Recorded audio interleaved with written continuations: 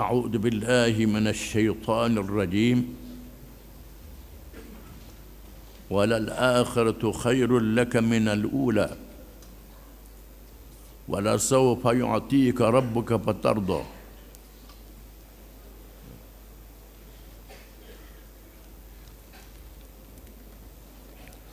Dan sesungguhnya kesudahan keadaanmu adalah lebih baik bagimu daripada permulaannya.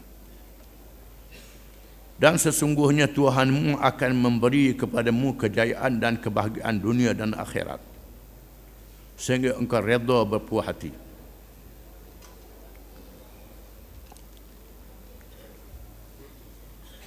Ayat ini merupakan pesanan dan janji Allah kepada Nabi kita Muhammad sallallahu alaihi wasallam yang menghadapi penderitaan di Makkahul Mukarramah, menghadapi penderitaan dalam kehidupannya sejak kecil. Ayah dan ibu mati, datuk toki pula mati, puak saudara pula mati.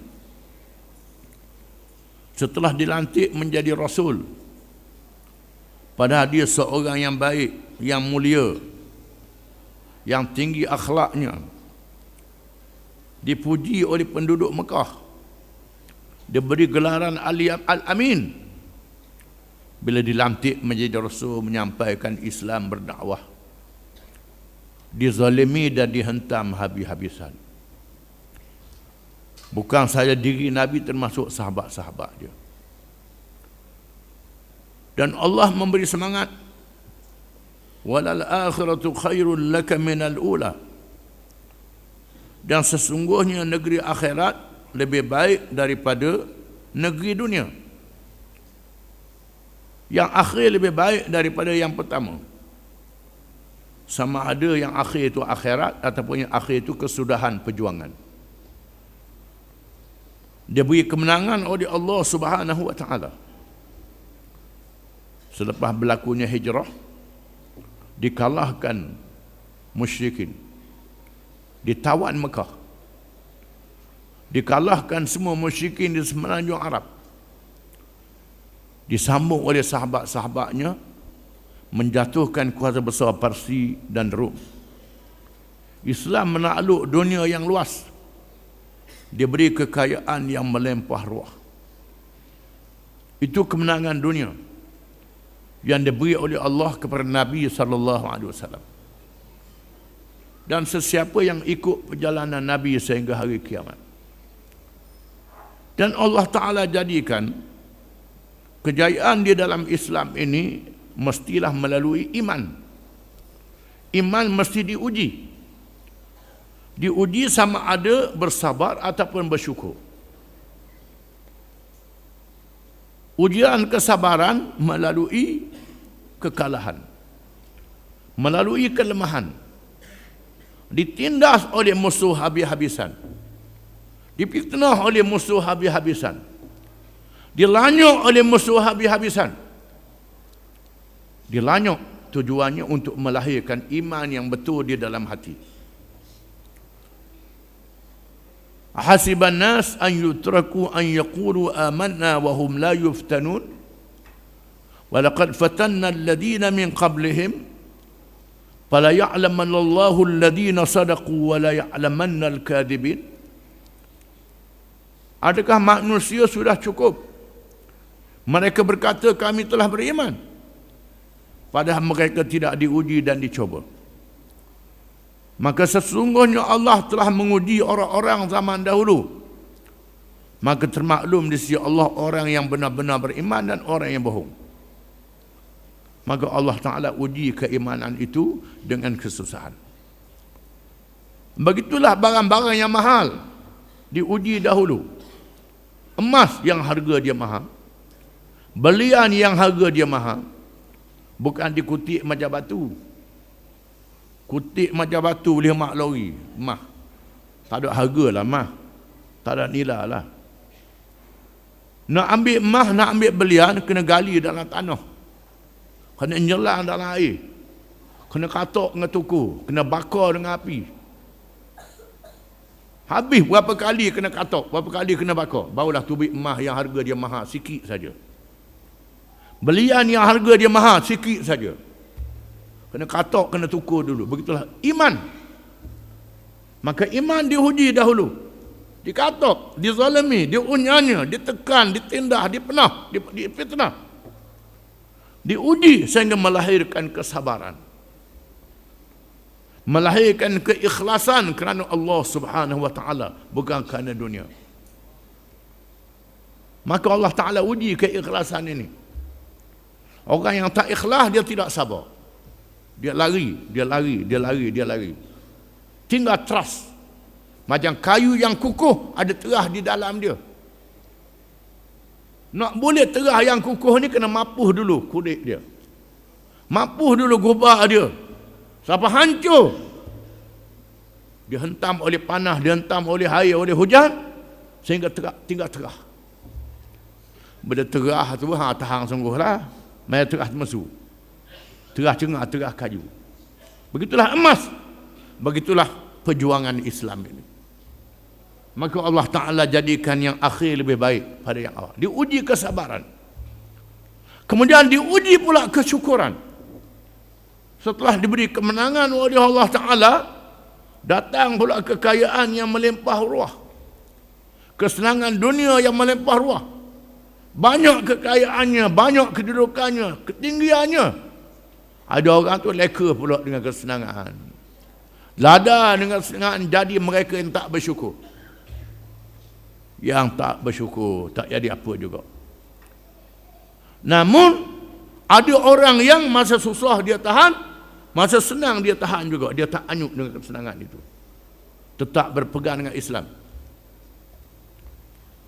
Apabila isteri Nabi SAW yang ada di keliling Nabi ketika Islam mencapai kemenangan, mereka mesyuarat sama-sama mereka isteri Nabi ini. Oleh kerana raja-raja besar dalam dunia ni beri banyak ke bini-bini dia, Islam sudah menang. Maka kita mintalah dengan Nabi, untuk lelaki kita ni, Allah tu ayat, ya ayuhan Nabi qul azwajik in kuntunna turidna al-hayata ad-dunya wa zinataha fata'alaina umatti'kunna wa sarrihukunna sarahan jamila wa in kunna turidna Allah wa rasulahu wa daral akhirah fa inna Allah adil muslimin minkunna ajran azima. Wahai Nabi, panggil isteri-isterimu datang, beritahu ke isterimu, sekiranya kamu nak perhiasan dunia dan kesenangannya, sila datang. Aku beri padamu nak banyak mana, kemudian aku ceraikan kamu. Aku ceraikan kamu. Sekiranya kamu menghendaki Allah dan Rasul, hari akhirat, Allah menyediakan untuk kamu pahala yang sangat besar. Maka Nabi panggil isteri dia. Nabi baca ayat ni. Isteri yang dia sayangi dibacanya ayat ni. Kalau mu nak, sila. Aku beri hak mu nak ni, Tuhan suruh aku ceraimu. Kalau kamu nak akhirat, Allah Ta'ala menyediakan pahala yang sangat besar. Maka isteri Nabi yang menjawab, kami nak akhirat. Maka isteri-isteri Nabi layak disebut ummahatil mu'minin radhiyallahu anhunna. Ibu-ibu pada orang yang beriman yang boleh masuk syurga dengan Nabi SAW. Mereka layak mendapat kelebihan itu. Setelah mereka berjaya, sabar dan syukur dua-dua. Sabar menghadapi kesusahan, kepayahan dalam kehidupan dunia, dan bersyukur bila senang dan nikmat. Dua-dua boleh berlaku. Maka menang pula di hari akhirat. Wal akhiratu khairul laka minal ula. Akhirat lebih baik daripada yang pertama di atas dunia ini. Kerana akhirat merupakan kesenangan yang kekal abadi selama-lamanya. Dunia sementara waktu sahaja. Dunia ni katalah panjang umur macam Nabi Nuh. Nabi Nuh 1000 tahun. Berdakwah 900 tahun lebih.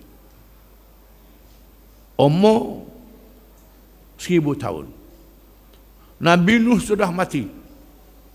Nabi Nuh berada dalam kubur berapa ribu tahun? Tak tahu berapa ribu tahun. Tak puluh ribu tahun, tak tahu, wallahu a'lam. Menunjukkan bahawa kedudukan Nabi Nuh dalam kubur lebih lama pada dia hidup atas dunia 1000 tahun. Itulah dia alam akhirat. Tetapi manusia mementingkan sementara waktu. Dia alam dunia ini sementara waktu sahaja. Disebut dalam satu kisah yang menarik dalam kitab tasawuf, bagaimana seorang adik tasawuf yang kuat berpegang dengan zuhud kehidupan dunia pergi ke Samarkand, negeri Asia Tengah, di zaman keagungan Islam. Zaman Islam menakluk dunia di masa itu. Samarkand di bawah wilayah Islam. Bila siapa di bandar Samarkand, lalu dia tanya di mana musafir khanah. Orang tak tunjuk kat mana musafir khanah. Musafir khanah ni ialah tempat rumah tumpangan percuma. Di zaman dulu kerajaan Islam menyediakan rumah tumpangan percuma. Zaman keagungan Islam, hotel percuma. Zaman tamadun Islam dulu. Hotel percuma ni macam mana nak maju negara? Tidak, negara jadi maju. Bila dia buat hotel percuma, orang ramai singgah. Bila orang ramai singgah, orang banyak nak beli makanan. Banyak orang jual. Banyak orang jual, banyak orang tanang pula di keliling. Maka jadi bandar. Ini sejarah tamadun Islam yang kita kena sedar. Kehebatan dunia Islam zaman dulu dengan percuma memajukan ekonomi. Manusia ini tak nampak bagaimana pembangunan bandar yang dirancang oleh Islam di zaman dulu. Ahli tasawuf ni, orang tak tunjuk rumah tumpangan, dia tanya kat mana istana raja. Orang tunjuk istana raja situ, dia pergi. Tanpa dia sedari pengawal, dia pun masuk dalam istana, buka buku dia, apa kain, tidur je kain. Lalu raja berjalan bersiap-siap, tengok ada seorang orang pelik duk balah dengan pengawal. Pengawal sedar, suruh dia keluar, tak mau keluar. Suruh keluar, tak mau keluar. Lalu raja pun campur tangan. Raja kata, awak dah tahu ke ini istana? Istana saya lah, istana betul lah ni. Dia larang masuk. Lalu dia pun tanya, siapa dia buat istana ni? Raja tu kata, toki saya. Lepas toki pun dia duduk, ayah saya. Lepas ayah siapa dia pula? Saya lah. Lepas tuanku mati, siapa dia pula? Anak. Lepas anak, cucu. Rupanya rumah ni tak kekal tuang dia. Pindah. Mari orang ni duduk, lepas tu pindah pergi, mari orang lain pula duduk, rumah tumpangan, dia kata. Rumah tumpangan, kata dia. Di mana dia merupakan cara menasihat pemerintah di zaman itu. Kita di atas dunia rumah tumpangan saja. Akhirat ialah kekal selama-lamanya. Tuhan kata ke Nabi, walal akhiratu khairul laka minal ula. Akhirat lebih baik daripada yang pertama, khususnya dalam kehidupan dunia. Walal sawfa yu'tika rabbuka fatarda. Tuhan akan beri, Tuhanmu akan beri pada kamu dan kamu redha dengan pemberian Tuhan kamu. Kamu redha.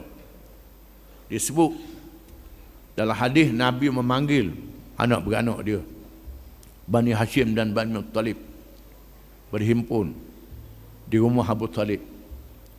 Nabi menyampaikan ucapan.